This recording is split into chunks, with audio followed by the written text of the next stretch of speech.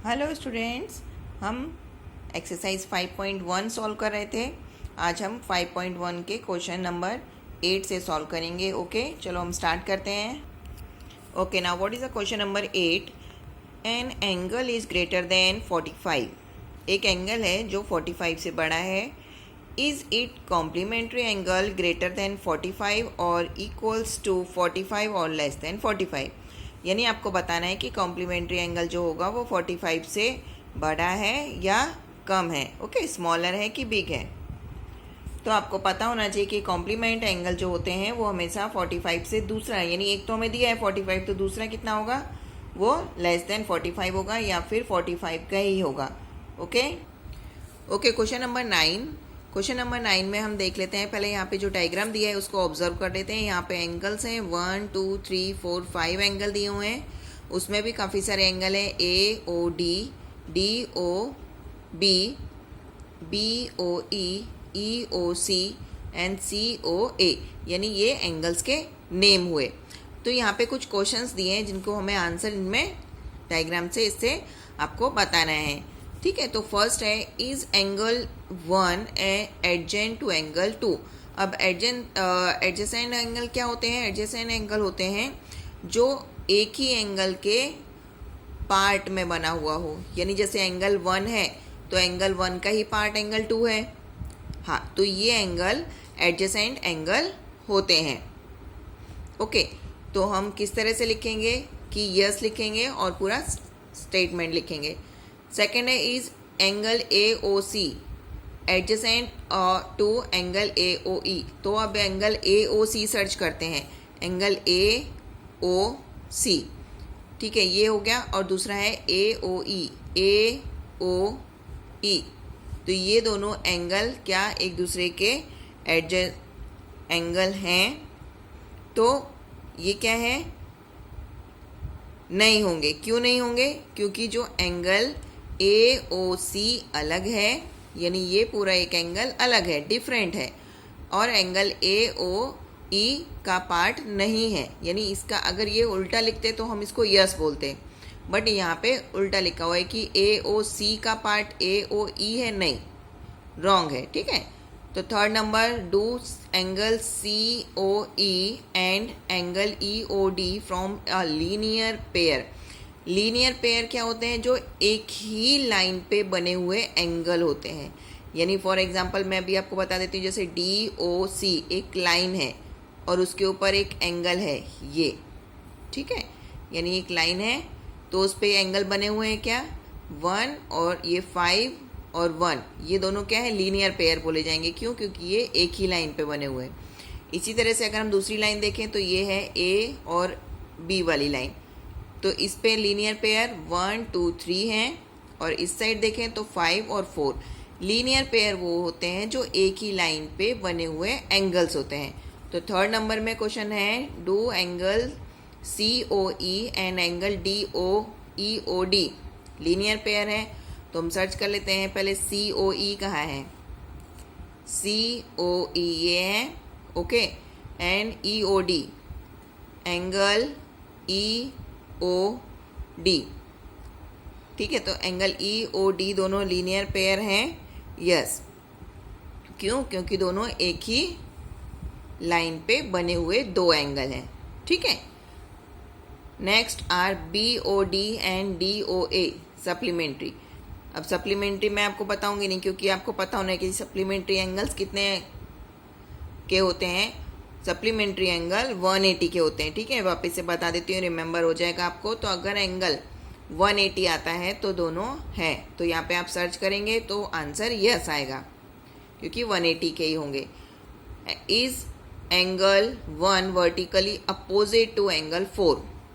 Vertically opposite कैसे बोलेंगे कि जैसे अब एंगल 1 देख लेते हैं, कहाँ है एंगल 1? ये है। ठीक है, तो वर्टिकली अपोजिट यानी एक ही लाइन पे देखिए ये। ठीक है, तो ये एंगल हमेशा सेम होते हैं, जैसे एंगल 1 और 4, ये क्या है? वर्टिकली अपोजिट एंगल है, तो यस आएगा। What is the vertically opposite angle of 5? 5 कहाँ पर है? ये है। ठीक है, और 5 के दूसरी साइड क्या है? एंगल 2 और 3। तो वर्टिकली अपोजिट एंगल 2 और 3 दोनों ही कहे जाएंगे। ठीक है, अब हम क्वेश्चन नंबर 10 पे आते हैं। क्वेश्चन नंबर 10 में क्या है आपको, indicate which pair of angles are vertically opposite angle. अब पहले आपको वर्टिकली अपोजिट एंगल बताने, देखो मैं आपको पहले यहीं पे डायरेक्ट डायग्राम से एक्सप्लेन कर देती हूँ। एंगल 1 और 4 वर्टिकली अपोजिट हैं एक दूसरे के, 5 के अपोजिट हैं 2 और 3, ठीक है। तो ये हो गए वर्टिकली अपोजिट एंगल। अब लीनियर पेयर इसमें सर्च करने, यानी एक ही लाइन पे आने वाले एंगल। तो ये एक लाइन हम सपोज कर लेते हैं, तो इस पे एंगल 5 और एंगल 4। इसी के दूसरी साइड कितने एंगल हैं, एंगल 1 2 3, ठीक है। अब वर्टिकली अपोजिट यानी 5 का अपोजिट क्या है, 5 का अपोजिट एंगल आएगा आपको, जैसे ये देखिए ये वाली लाइन है, ये है 5 और एक ही लाइन पे आने वाले एंगल है 5 और 4। इसकी दूसरी साइड एंगल आएंगे 2 और 3। 4 के आ गया 1, ठीक है। अब हम इसको लिखेंगे कैसे वो देख लेते हैं, ठीक है। वर्टिकली अपोजिट एंगल क्या होंगे, 1 और 4। 5 का क्या था, 2 और 3। लीनियर पेयर यानी एक ही लाइन पे आने वाले एंगल, तो एक ही लाइन पे एंगल 4 और 5 आए हैं। दूसरी साइड देखेंगे तो 1 और 5 है। अगेन हम सर्च करेंगे तो 1 3 और 2 है, यानी एक ही जगह 3 एंगल सर्च किए थे, और 4 3 और 2 है। Question number 11, in the following figure is angle 1 adjacent to angle 2, give reason. Angle 1 और 2 एक दूसरे के एडजेसेंट हैं, आपको लग रहे हैं कि नहीं, नहीं है। क्यों, क्योंकि अगर एक ही एंगल में से दो एंगल बनते तो ये एडजेसेंट होते, यानी अगर ऐसे एंगल होता एक और उसके अंदर से ही दूसरा एंगल बना होता तो इसको एडजेसेंट बोलते हैं, लेकिन ये एडजेसेंट एंगल नहीं है। ओके, नेक्स्ट क्वेश्चन नंबर 12 देख लेते हैं। क्वेश्चन नंबर 12 में क्या है, find the values of the angle X Y Z in each following. अब देखिए बहुत ही ईजी है, किस तरह से आप फाइंड करेंगे। देखिए आप लीनियर पेयर देख लीजिए, ये लीनियर लाइन है एक, ठीक है। एक लीनियर लाइन का जो एंगल होता है ना पूरा, वो होता है 180 का हमेशा। ओके, अब यहाँ पे एक आपको एंगल दिया हुआ है 55, तो दूसरा कितना होगा, 180 से माइनस कर देंगे 55 को, तो हमें एंगल वाई आइडेंटिफाई हो जाएगा। अब एंगल वाई आपको पता चल जाएगा, तो ये दोनों क्या है, एक दूसरे के अल्टरनेट पेयर है, तो यानी y और z सेम हो जाएंगे एंगल, जितने का y होगा उतने का ही z होगा। इसी तरह से ये एक दूसरे के पेयर एंगल है, वर्टिकली अपोजिट एंगल है, तो y जो x होगा वो 55 का ही होगा, और y को आप 180 से माइनस करके फाइंड कर सकते हैं। ओके, यहाँ पे हम दूसरे वाले डायग्राम में देख लेते हैं। यहाँ पे ये एक लीनियर लाइन देख लेते हैं, और ये पूरे का एंगल 180 का होता है। जब हमें 40 और 25 दिए हैं और x नहीं दिया, तो हम क्या करेंगे, 40 और 25 को प्लस करके 180 से माइनस करेंगे, तो हमें x फाइंड हो जाएगा। x फाइंड हो जाएगा तो x क्या है, ये वर्टिकली अपोजिट एंगल है, ठीक है।